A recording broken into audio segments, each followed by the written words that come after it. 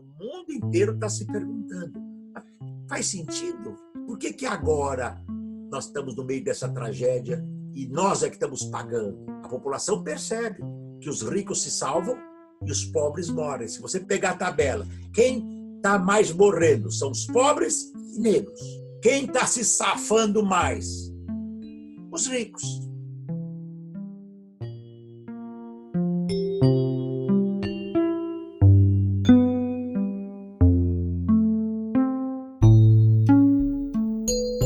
Os impactos da pandemia do capital, como eu costumo chamar, não é?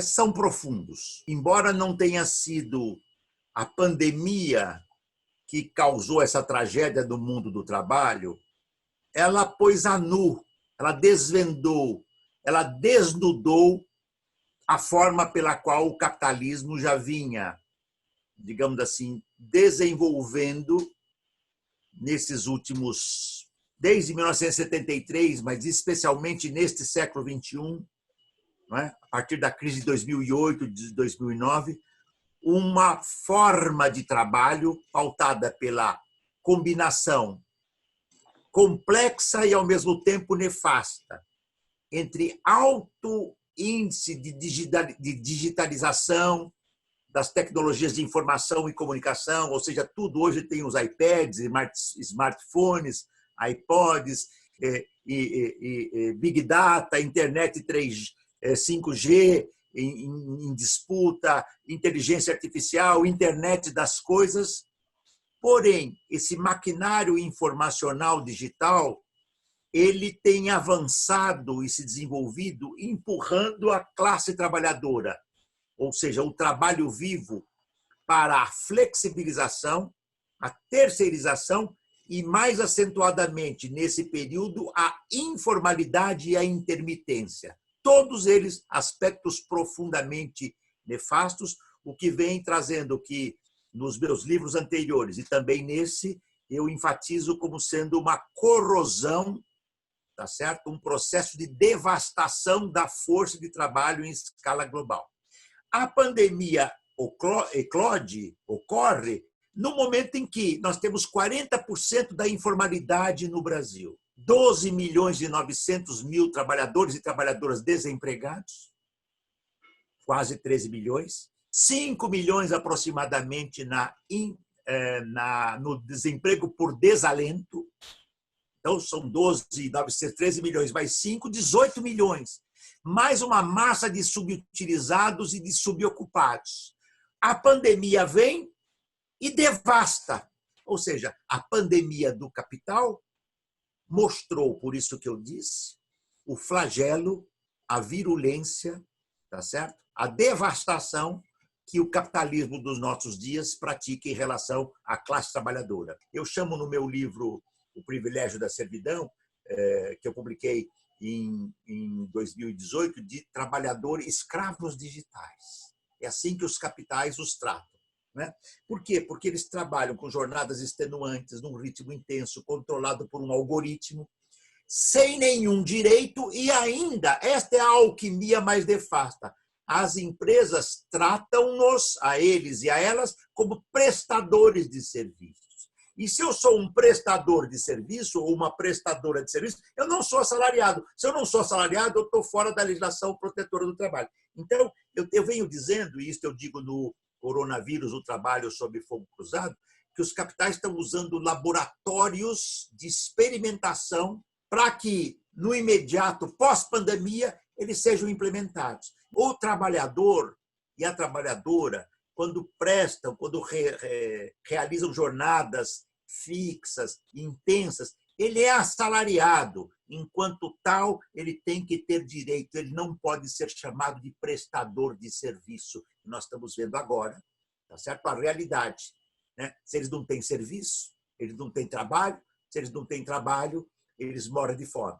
Se, ao contrário, nas empresas que estão crescendo, basicamente as empresas que, digamos assim, entregam alimentos, os motoboys, né? Eles estão trabalhando muito, estão sofrendo os padecimentos de não terem os direitos do trabalho, estão se acidentando, estão se contaminando, e não tem nenhuma legislação protetora do trabalho para eles. Então, este modelo de trabalho uberizado, este protótipo, tá certo? É que está sendo maquinado. Sabe por quê? Já há médicos, aspas, uberizados, advogados uberizados, professores uberizados, jornalistas uberizados, trabalhadoras do care, dos cuidados uberizados. Se eu precisar de uma trabalhadora doméstica, eu posso ligar para uma plataforma de trabalho doméstica, contratar para ela vir trabalhar amanhã 2 horas por dia, a empresa vai receber por 2 horas tanto, e essa trabalhadora provavelmente vai ter uma remuneração que, se muito, vai ser de um salário mínimo ou um pouco mais,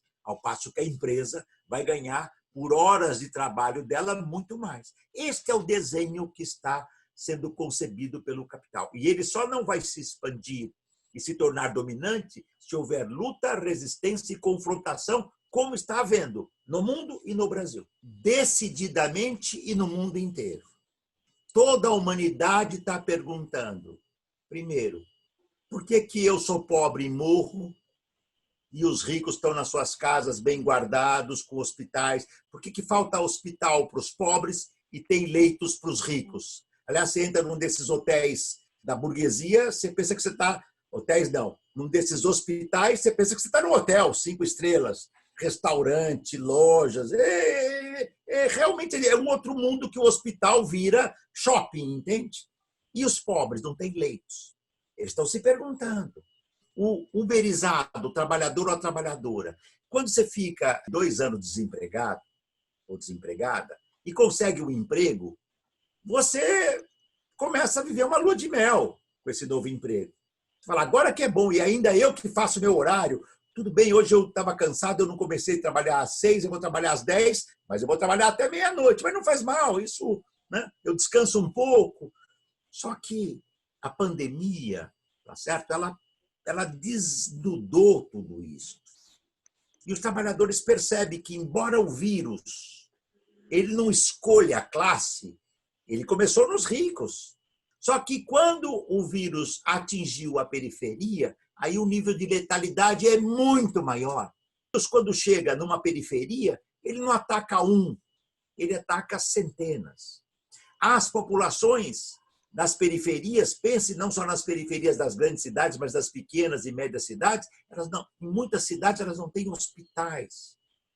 E quando tem hospital, não tem leito. E quando tem leito, não tem respirador.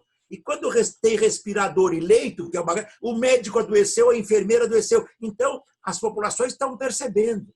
Agora, tem uma coisa muito importante, Luciene, muito importante. É um papel decisivo dos movimentos sociais, é um papel decisivo dos sindicatos de classe, é um papel decisivo dos partidos de esquerda, é um papel decisivo das lutas feminista, negra, da juventude, tá certo? Todos esses movimentos indígenas, e muitos já estão fazendo, denunciar esse sistema. Veja o caso importante das comunidades indígenas. Elas têm plena consciência que o mundo capitalista dos brancos não lhes traz felicidade, mas devastação. E eles dizem, nós não queremos extração de minério nas nossas terras, que vai poluir nossos rios, vai trazer as nossas doenças. E nós estamos vendo agora, né, o abandono que essas populações foram deixadas, uma verdadeira política genocida, tá certo? De tal modo que o coronavírus está se esparramando no meio indígena, tá certo? Porque os brancos lá entraram, né? A extração mineral lá entrou, as queimadas lá entrou, houve transmissão do vírus, aí saem os brancos e os vírus devastam. Nós estamos obrigados a reinventar um outro modo de vida. Este modo de vida é destrutivo. E não adianta consertar. Sabe aquela ideia do queijo suíço? Você não tapa buraco no queijo suíço. Você tapa um buraco, abre outro. Você tapa outro, abre outro. Você tapa outro, abre outro. E bota uma tormenta em cima do queijo suíço, aí que você não tapa nada. Não adianta nem pôr durepocas, entende? Nós estamos obrigados a reinventar. Isso é um desafio do pensamento crítico, dos movimentos sociais críticos e dos movimentos de classe e dos partidos que também são de classe. A população trabalhadora, ela percebe que ela está sofrendo. Agora, a consciência de classe não é uma coisa que nasce, digamos, do nada.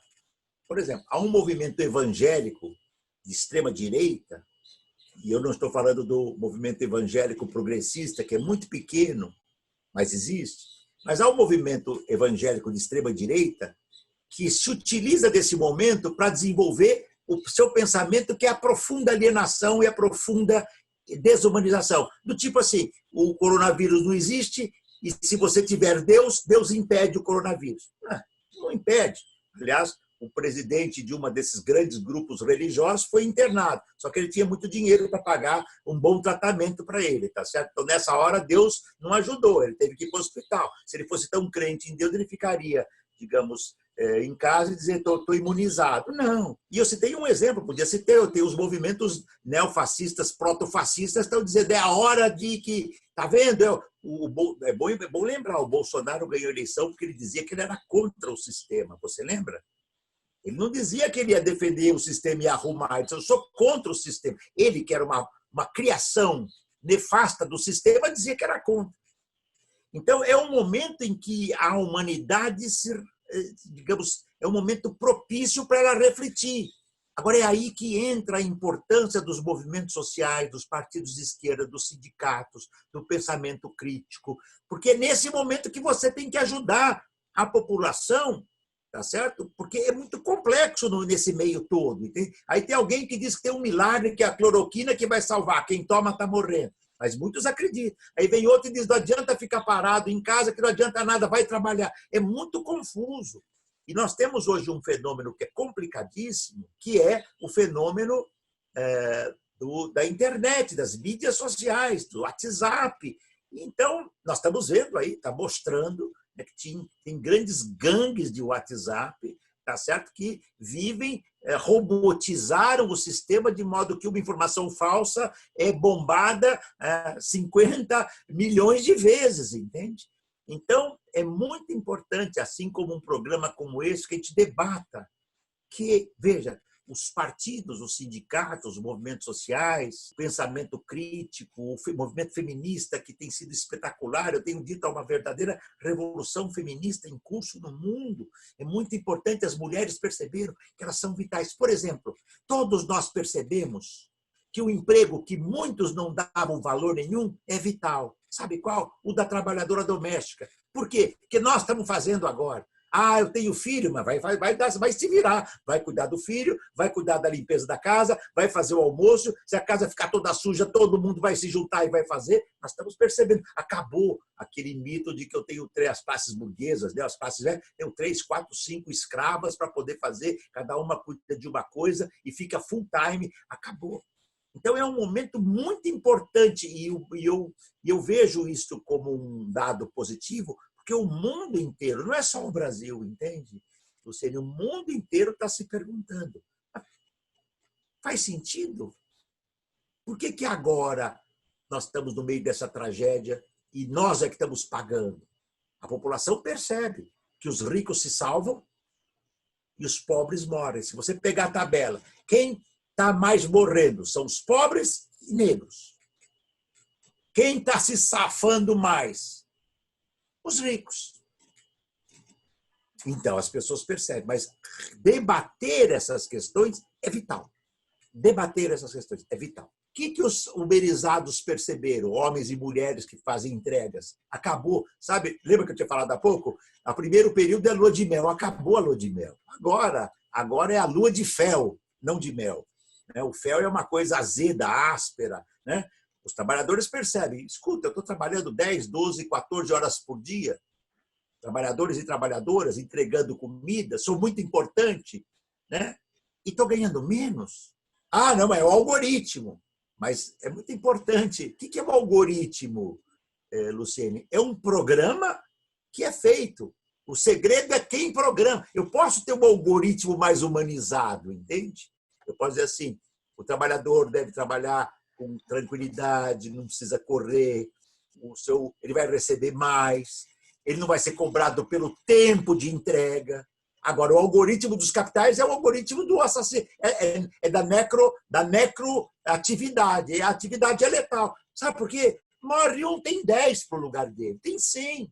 Entende? E não é mais possível. Eu citei agora há pouco algumas medidas. Não podemos, vale para os movimentos sociais, vale para os sindicatos, vale para os partidos, para o pensamento. Não podemos aceitar trabalho informal. Você conhece empresa informal? Eu não conheço empresa informal. Funciona, não funciona, ganha, não ganha. As empresas são formais. Por que nós aceitamos trabalho informal? Se deixarmos, nós vamos ter, como já temos no Brasil, uma epidemia, para lembrar a expressão da minha amiga Graça Druck, nós temos uma epidemia da terceirização há anos, décadas no Brasil. A terceirização é um vilipêndio. Nós vamos ter que reinventar um mundo onde isto não seja mais aceitado. Ah, mas isso é difícil. Bom, quem está vivendo bem hoje? Nem os ricos estão vivendo bem hoje. Sabe por quê? Porque eles estão vendo que não tem produção. E sabe por que não tem produção? Porque os trabalhadores estão, e as trabalhadoras estão, né, em isolamento ou estão desempregados. E sem produção ou isolamento, o capital não se valoriza. Então, nós temos que ver. E o que os trabalhadores uberizados perceberam? Que só tem um jeito. Assim como eles estão conectados por algoritmo com a empresa, eles podem se conectar entre eles.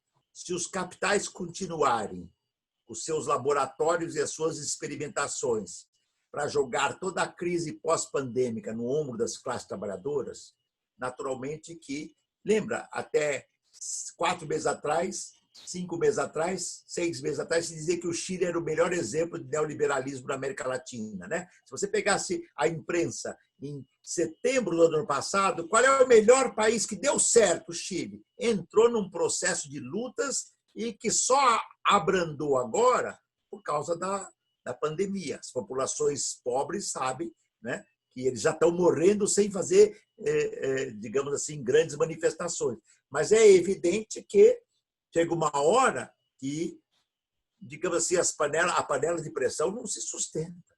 Então, a questão é, nós vamos pensar em recuperar dimensões de dignidade do trabalho, direitos do trabalho, para todos e todas, renda que permita sair desta miséria. Nós temos 2 países no Brasil, tem um Grand Canyon, né, que divide os ricos, tá certo?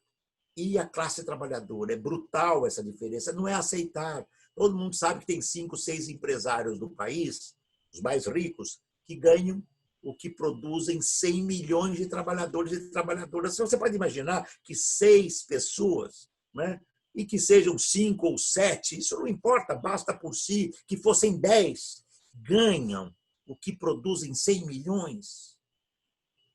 Sendo que desses 100 milhões, muitas dezenas de milhões ganham menos que um salário mínimo, menos do que 1.000 e poucos reais por mês. Né? Claro que está tudo errado. Né? Segunda coisa muito importante, o neoliberalismo caracterizou-se por destruir a res pública, o Estado. A sociedade do futuro, Lucene, não vai ser uma sociedade do Estado, ou não deveria ser. Mas numa sociedade, digamos, que ainda é capitalista, o papel de um Estado pressionado pelas lutas sociais é fundamental. Se nós não tivéssemos o SUS, nós não teríamos, tá certo, o número de mortes que temos hoje, que é brutal, é o segundo maior, só perdemos para os Estados Unidos, mas nós teríamos muito mais. Se nós não tivéssemos universidades públicas fazendo pesquisas, né, esse governo, tá certo, que cultua a ignorância, né, que despreza a ciência, que despreza a universidade pública, que despreza a medicina pública, que despreza o conhecimento público, nós vamos ter que recuperar tudo isso. É um momento muito importante. Não é possível, quer dizer, o que segura esse país é aquilo que conseguimos preservar de público. Acontece que o neoliberalismo usa o público para garantir os interesses dos capitais. Exemplo, o que o Guedes faz. Até rimou. Até rimou. O que o Guedes faz. Porque ele é a expressão do neoliberalismo dos mais primitivos. Ele assusta os neoliberais menos primitivos. Entende? Eu devo dizer que neoliberal primitivo ou sofisticado, eu não sei qual é pior. Porque o sofisticado é mais qualificado na dominação. Ambos são nefastos. Mas isso para mostrar que o neoliberalismo que nós temos aqui é primitivo. Basta ver um exemplo. Macron, tá certo? Mesmo Boris Johnson claramente conservador e primitivo, quando ele foi para o hospital e quase morreu, ele saiu dizendo que ele devia a vida a 2 imigrantes, um português e um na Nova Zelândia, tá certo? E ele que vivia dizendo que ia fechar a Inglaterra para os imigrantes, ele teve que reconhecer isso. É claro que muita fala e pouca concretude. Obviamente, nem Macron, nem Boris Johnson, nem nenhum deles, para não falar do Trump. O Trump começou dizendo que o Covid era uma brincadeira e ele vai, talvez pudesse terminar por aí, ele vai perder a eleição. E se o Trump perder a eleição, tá certo? Porque é evidente que a população norte-americana, a juventude branca, a juventude negra, tá uma coisa muito bonita, porque a juventude branca, tá certo? Ela percebe por que o negro é diferente e a polícia pode arregaçá-lo de porrada e eu não, entende? Então nós estamos tendo um movimento da juventude puxada pela juventude negra, entende? E a juventude, mais os imigrantes, que percebem que o Trump, se deixar... Você lembra o que o Trump fez o ano passado? Ele separou os pais imigrantes dos filhos, criminoso, típico de nazista, daquela sofisticação, sem nenhuma humanidade, que deixou as crianças morrerem num canto e os pais do outro, como se ele fosse o dono do mundo. E se o Trump perder a eleição... E eu não estou nem falando que a alternativa a ele é boa, hein? Não é isso. É o fascismo levando uma derrota muito importante. E se o fascismo trumpista for derrotado nos Estados Unidos, os fascistas tropicais e do leste europeu e do mundo asiático vão sofrer, porque a vitória do Trump deu muita força para eles. A derrota do Trump será o início de um novo ciclo da nossa humanidade, né? E é imprescindível que, para esse novo ciclo, né, não adianta, e com isso eu termino, não adianta imaginar que nós vamos ter convulsões sociais espontâneas, entende, Lucene? Porque aí as burguesias e os seus governos gendarmes vão soltar a força bruta militar e o exército e vão matar, até eliminar, entendeu? Até um processo que não se controle mais. E nós não queremos isso, tá certo? Nós não queremos isso, né? Nós queremos mudanças profundas, que no caso brasileiro começam, tá certo, com a mudança imediata do governo. Fora Bolsonaro, impeachment do Bolsonaro, vamos criar alternativas para que se possa ter eleições ou um processo que abra para, digamos, vivacidade popular. Eu não tenho a menor dúvida que a hora que, imprevisível por enquanto, e nós tivermos sem grande risco de contaminação, grande risco, como temos hoje, né, nós vamos ter milhares, centenas de milhares nas ruas, porque a população percebeu esse governo, inclusive muitos que votaram no Bolsonaro. É um governo, tá certo? E disse, é um problema, tá certo, da humanidade viver. Todos morrem mesmo, então que morram antes ou depois, né? Eu queria ver se morresse alguém da família dele e ele próprio, se ele teria esse mesmo pensamento. Esses são os desafios que nós temos, né? E o futuro será mais generoso para a humanidade se nós conseguirmos conscientizar. Se houver um processo, isso é outra coisa aí, talvez pudesse terminar com isso. Está havendo um processo de auto-organização e autoconsciência da população. A população sabe que da favela o Estado só entra para reprimir. E quando vai reprimir o narcotráfico, mata crianças e pessoas absolutamente inocentes, como tantos esses que vêm morrendo nas favelas em São Paulo, no Rio. Nós vimos a violência esses dias em São Paulo, no Rio. Então, a população sabe que ela tem que se auto-organizar. A auto-organização é também autoconsciência. É o embrião de uma sociedade diferente da nossa.